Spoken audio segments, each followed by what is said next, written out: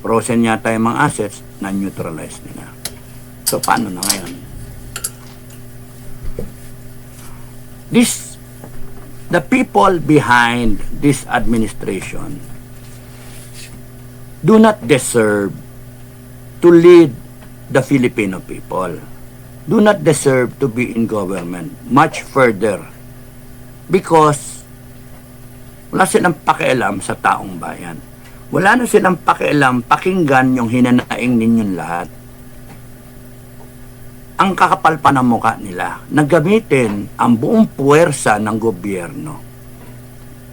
Bayaran nila lahat, sirain lahat ng institusyon, hanggang korte, hanggang judiciary, AFP, PNP. And here you are with the zero objective or the objective na magsalita lang, sabihin nyo lang yung hinanain ninyo.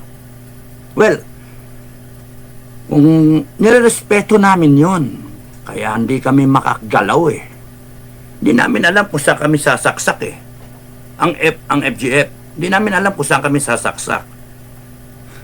Maunguna nga ba kami sa inyo? O susunod na lang kami sa inyo? 13 yung pinaka-prominent na rally. Pero meron pa mag-rally before that eh. So yung 13, doon kami papasok. Pero, baka, ewan ko ba, baka mamaya masama pa loob nyo, makagulo kami. Kasi hindi tayo aligned. Sa iniisip namin, sa iniisip ninyo. Baka kasi ang iniisip nyo, rally muna. Rally lang. Magsalita lang. Peaceful. Baka ang gusto nyo, job lang. Takutin lang. May objective ba kayo na, kunyari madami kayo nationwide, at sa open sa lahat, what do you wish to accomplish? Susurrender sa inyo yung armed forces? Ganun ba? Surrender ba yung PNP? Magkaroon ba ng withdrawal of command? Question, paano kung wala? Paano kung kunyari yung administration tinapala ng sapin-sapin ng pera. Sapin-sapin, tapos nun, walang kumilos, ayaw. Pinanood lang kayo at sasabihin pa rin nila, we are apolitical. Ayaw namin makialam dyan sa politika. Kaya, ganun lang kami, nod lang kami. Then you're back to the same old situation na after the rally, pagod ang tao, extended yung mga tao masyado, napagod, na stress, gutom, iba, baka mabasa pag umulan, meron pang mga ligaw na ulan ng January. And then, wala nangyari. And then, tuloy na naman nila yung gusto nila. Kasi, there is democracy. There is freedom to exercise yung gusto nyong gawin, which is freedom of expression. Na kahit binibira kayo, nag-exercise kayo ng freedom of expression, yung mainstream media, iba ang sinasabi. Binabanatan kayo, nanggugulo kayo sa proseso ng impeachment, etc., etc., etc. Halimaw tong administration na to, walang niya ito eh. Kaya kami ngayon, we are in a quandary. Actually, ready na kami. Ready na kami, pero hindi kami makagalaw. Dahil sa nirerespeto namin kayo. Nirerespeto namin si Inday. Nirerespeto namin mga leader. Nirespeto namin yung ibang grupo. Wala na marespeto sa amin yung iba. Na hindi nga kami tanungin kung anong iniisip namin eh. Kaya nga sabi ko kay Commander Bukay, hayaan na lang kaya natin yung mga yan, panoorin na lang natin. Pagka wala talaga nangyayari, doon tayo bumanat. Kasi para tayong masama pa niyan eh. ng may ibang vlogger na allied to the Dutertes. Bira-bira sila, sige bira nila. Pero hindi nila kinakapture o ginagawang content yung namumuuna na mga bagay, kinukuha nila yung INC, pero yung FGF wala eh. Hindi nila inaano eh. So, it comes to mind na sabi ko, baka natatakot sila sa atin. pati yung Duterte camp, natatakot sila sa atin. What we are capable of doing. Baka ayaw nila ng patayan, ayaw nila ng well, kung ganon, wag na lang. No? Kung ganon, kasi baka may alam kayo na mas maganda na solusyon sa Pilipinas, bala kayo sa Pilipinas. Basta sa akin, sinasabi ko, sa amin, ang sinasabi namin, sobrang paggrabe na ng paggrabe, bawat administration, paggrabe ng paggrabe, except for the Duterte administration, he was able to be magan enough, natakot yung mga kriminal, natakot yung mga korap. Kaya nga nag-rebound eh. At ngayon, ginagawan siya ng kwento. Siya yung walang niya. Nagsanipuwer sa lahat eh. Dilaw, mga drug syndicate, mga tiwaling opisyal, lahat. Sama-sama, oligarchs, para birahin ng Duterte.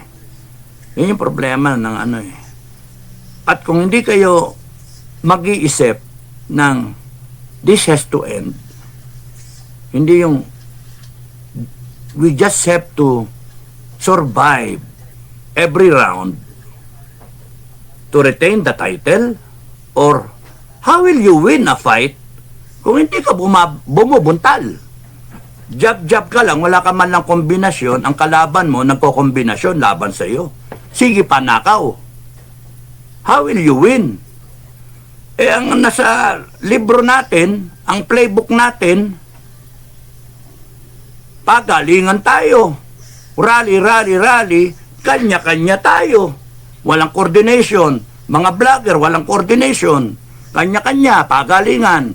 Baka inahabol nyo, lang, views.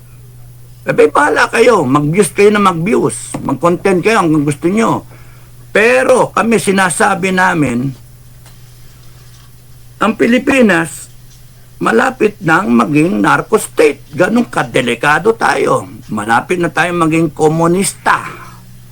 At pagka naging komunista, ang gobyerno, pwedeng option ng Marcos, iwanan na lang basta tayo, at ang maiiwan, yung komunistang gobyerno na pwedeng humingi ng tulong sa mga communist na dayuhan.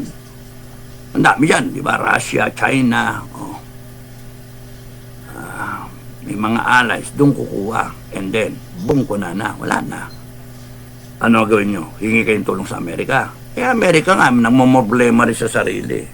So, yung indecisiveness really will defeat the Filipino people. Indecisiveness. Not even understanding what is at stake will defeat us. Kanya-kanya tayo kanya-kanyang salita, kanya-kanyang putya, yung iba, minamasama pa ako, gagamit ng content na putang, ako pa yung gagawing mukha ko pa i-display dun sa nila, icon, mukha ko pa nakalagay, tapos putang inang yan. Mga walang, hindi nyo ba isipin na napapasama ako? Hindi nyo ba isipin na pwede sa akin yung magalit? And then, ako papatay, kayo hindi kayo papapatay, mga vlogger. Ako ang papapatay, mukha ko nilagay nyo dun puta na talaga mga Pilipino, Nakakainis Ayoko nung ganon na gagamitin nyo yung mukha namin ni Commander Bukay, gagawin yung content para kumita kayo. Kung gagamitin yung mukha namin para ikalat sa buong Pilipino na dapat tumayo tayo, okay lang yon. Pero yung gagamitin yung mukha namin para gagawin yung content, para papasukin yung inyong mga istorya, yung mga vlog ninyo, tapos wala namang katorya-torya. Anak ng putya. Is this the people we're trying to save? Natanong nga namin sa sarili, is this the Filipino people whose future we are so concerned about? They're not even concerned. Well, anyway. So, kung ako nga masunod effective 5 Ano nga, 2 na ngayon, di ba? Kung ako nasunod, effective 5 Pero, may mga konsiderasyon May mga konsiderasyon. May mga nirerespeto ka, nauna yung INC, magrarally sila para namang inunahan mo. Diba? Sige, mauna na kayo. Tingnan natin. Maganda kung kunyaring bumaliktad ng AFP, PNP, okay na, di ba? Sa rally ng INC, dumami. Ang worry ko lang kunyari, hindi nag-ano yung AFP. Paano kunyaring bumaliktad nga ang AFP, PNP, at ang gustong mangyari maghunta? Ano sagot nyo ron? Mga simbahan, ano sagot nyo? Paano kunyari merong namumuo na mga grupo na hindi papaupuin si Inday Sara, na kayong mga DDS gagamitin lang para to sa rally, and then biglang hindi si Inday ang nakaupo? Paano ko si Inday mismo ayaw naman umupo? Pero alam ko, tingin ko si Inday ready na umupo yan Alam ko si Inday, the moment she ran for Vice President, alam niya what is at stake. No? Tatay niya, presidente, alam niya, pinag-usapan niya ng mag-anak, ng pamilya, pinag-usapan niyan. So, noon, nung magsimula yan, nung unit team, walang iniisip na magiging bangag si BBM, lilitaw yung baho, magiging buhaya, magiging walang pakialam sa Pilipino, magkakamon na ulo. Hindi natin alam lahat yon. So, useless to dwell on it Given na yun ngayon. So, ang tanong, number 1 question, job lang ba? O termination? Yung iba nga, resign So, hindi nga natin alam kung yung iba, walang resign. Yung iba, resign. Ako, ang posisyon ko, terminated ka na. Kasi pagka-resign, kung ayoko, ano gagawin nyo? Sa akin terminated ka na. So, if we cannot come out with one voice, wala mangyayari sa atin. Tuloy-tuloy bagsak ang Pilipinas. Napirma na yung dapat nga nagagalit tayo kasi yung GAA, yan 2025, pinirmahan yung budget.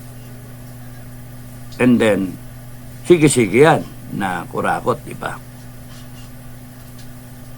Meanwhile, kayong mga nasa gobyerno, alam nyong mali ang ginagawa. Sige-sige kayo na kinukonsente ninyo. DBM, Finance, lahat kayo. Kinukonsente ninyo, National Treasury. Kung umikot talaga ang gulong at kami ang nasunod at nagkaroon ng revolutionary government, bibitayan namin kayo, hayop kayo. Alam nyong mali, sabihin nyong mali. If not, mag-resign kayo sa posisyon nyo. Yun yung or you go out sa public claiming ganito, ganyan. Prinsipyo, hindi yung trabaho lang Butang yan ang trabaho. Ninanakawan na buong bansa, ginagago na tayo, tapos sasabihin nyo, trabaho lang. AFP, PNP, ganun din kayo Ninanakawan na. Ginagago na tayo, inaabuso na, ginagamit kayo para tarantaduhin ng bansa. Sasabihin niyo, trabaho lang. This is not the kind of AFP and PNP